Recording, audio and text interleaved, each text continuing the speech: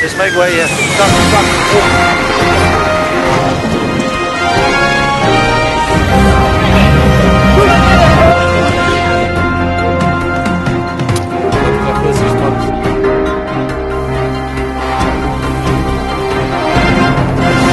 Dis weer Desember en baie water het in die see geloop sedert die burger se Annelie Maree 'n jaar gelede met 'n uil op die kop beland het tydens 'n video-storie by Eagle Encounters buite Stellenbosch. Ons videospan is opgewonde en trots om te sien ons YouTube-kanaal het vanjaar meer as 500.000 kyke, oftewel views, gekry.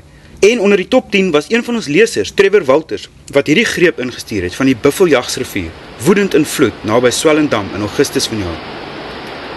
Video is steeds vir ons 'n soms uitdagende, maar altyd opwindende medium hier by die koerant, wat help wanneer woorde tekortskiet, soos om die sensasie van motorren te beskryf, of om te beskryf hoe 'n ouma lyk wat karate doen.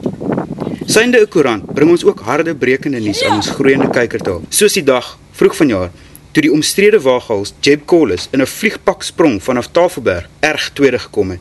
Videograaf Rudolf Steele was op die toneel. Well, I jumped first and landed on the dirt road below. Jeb and his cameraman Jeff flew, and I think I heard a sound. It sounded like Jeb hit a ledge and his parachute opened, and then he hit the wall below that. So he hit twice and really hard. So I don't know what he's apparently he's talking, so maybe he's okay, but I think he's broken up pretty good. Yeah. Die mees gekykte video van die jaar was oor die dood van die 20-jarige David Lilienveld van Kampsbaai. Hy is in April vanjaar deur 'n 4 meter lange haai in Valsbaai aangeval. En dan, as jy gedink het jy het 'n taai jaar agter die blad, die burgerfotograaf Lulama Zenzile het binne 'n boendehof beland en foto's geneem, 'n mesaanval sien plaasvind en foto's geneem. En toe op Ashton, terwyl hy foto's neem, is hy met 'n klip in die gesig gegooi. Ons verslaggewers het ver gery, aardige tonele aanskou. 1, 2, 3. Ja! Selfs houe gevat om hierdie video's te bring. En dit was lekker.